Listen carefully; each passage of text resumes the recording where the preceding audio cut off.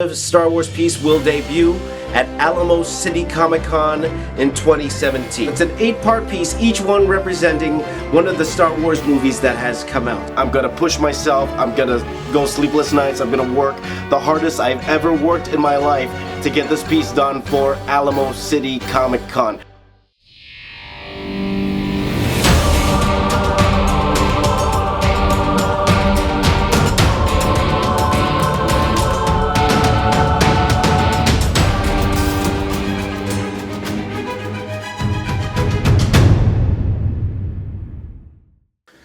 .09 in the morning. Just wanted to bring you through my day where I'm not home. For some of you guys in my previous vlog, you've seen this already, but today, Wednesday is probably my busiest work day in itself. I have 3 classes, and I have to go school to school, and then I usually get home around 8. Okay, so let me show you, for example, how coloring is going to work. And for the most part, the Star Wars piece will work the same way. Okay, so let me show you from when I get the colors from my colorist, and then how I go about changing it. So let me show you that. All right. Okay, so this is my Daredevil Punisher piece that I did. You guys seen this on my channel already. So this is what I sent to my buddy Kieran, and he actually threw the initial colors on it, which is this. Okay, and it looks great, looks fantastic. Publishing wise, I wouldn't even touch this thing, but the matte painter in me wants me to go back on top of this, so I want to go and add some smoke and rain and little effects things and some color corrections and adjustments. And after doing all that, this is what you get right here. This is what happens here. Okay, so a little bit more realistic, a little bit more gritty. You see I added some smoke, see going back and forth between the two. Pretty much that's what I'm going to be doing with the entire Star Wars piece as well. I plan on touching every bit of color to bring it pretty much to my style. So by having a colorist like Josh, okay, or Kieran or whoever, they're amazing talents on their own right. For the most part, I shouldn't even touch their stuff. And honestly, I do feel bad touching up their stuff, because I'm not saying that their stuff is bad. It's great. I'm just trying to put it more into my style at the same time. So me and Josh have that understanding. So when it comes to the actual Star Wars piece, he knows I'm gonna go in and change a lot of things. But mostly the actual lighting and all the main colors there, they will remain the same, but adding things like effects, you know, touching up some of the likenesses of the faces, all that kind of stuff. That's the kind of thing I'll be doing once I get the work from him. So that's what we'll be doing.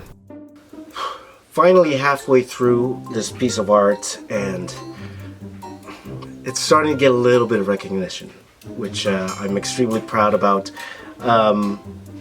Getting people so influenced in Star Wars, in the Star Wars lore, people very, say, high-powered, actually seeing my work and actually giving me amazing feedback, even if it's just like hitting that like button, you know. Sometimes you don't know if these actors or actresses, they got somebody pressing that like button for them. I don't know for sure, but just having them hit the like button, you know. Guys like Pablo Hidalgo, he's the guy everyone sends on Twitter to find out if things are canon or not. Always on the Star Wars show, he's actually sharing my artwork on his Twitter and you know, telling people, hey, this is great, you know. I thought that was amazing. On my Instagram feed, like I get guys like the director of Star Wars Force Awakens, J.J. Abrams, giving me a like, even though it's just a like. I'll take it. How about the director of the upcoming Star Wars The Last Jedi, Rian Johnson, actually tweeted me, said my work was gorgeous. How crazy is that? How crazy is that? And even though it's just a like, it's Luke Skywalker. Luke Skywalker giving my work a like. How awesome is that, you know? It's one of those things that's a little bit of validation for what I'm doing, and it's great. It also means that there are Star Wars people that are actually watching me do this particular artwork, and that is very motivating. It really is. It really is very motivating. So, you know, it's like back to work.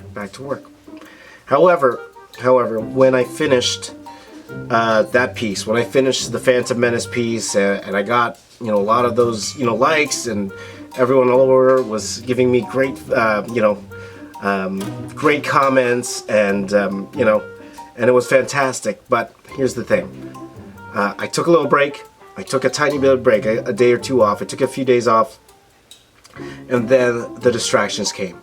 And then that's what really bit me, was those distractions. I shouldn't have got distracted. I should have went straight into the next one and just work till it was done. In fact, maybe I celebrated too early. This Empire Strikes Back piece should have been done this week. In all honesty, the original schedule should have been done last week. The new schedule should have been done this week, and I'm hoping it will be done by this weekend. By the time you're watching this, hopefully by this weekend, we will see. I'm working really hard to do so, but here's the deal. If I'm gonna get the other 3 done before Celebration, I have literally 1 month to get 3 of these done. Is it possible? I don't know. But I'm not laying down. I might be down for the count, but I'm not done yet. I'm not done yet. I'm still gonna get back up, and I'm gonna try. So with that, you know, you guys have been great. You've been following me every week. I decided to, this might seem even more time-consuming, but I started vlogging again this week. So if you go to my other channel, youtube.com/JamesRace, I'm starting to daily vlog again. I'm not editing at all. I'm just taking little clips here and there, just quickly throwing in Premiere, press render, and then uploading it. So there's nothing fancy there. I just throw in quick background music, nothing fancy there at all. But I wanted to share with you how I'm gonna get through this last month, because this is it. This is it. I quit my job, you know, all of that stuff, and it's coming down. It's crunch time. You know what it feels like to me? It feels like when I was doing comic books, right? Back, and I explained this before. You know, when you do a comic books, you kind of take the first 3 weeks easy. Maybe you'll do 2-3 pages a week, and then you realize the last week you gotta do 10 pages. That always happened to me when I was doing comic books, and this feels like the same thing, kind of, right? So, but it's not impossible. It's not impossible. But with all of your support, I think everything is possible. So, join me for the ride. Let's see if I can do this.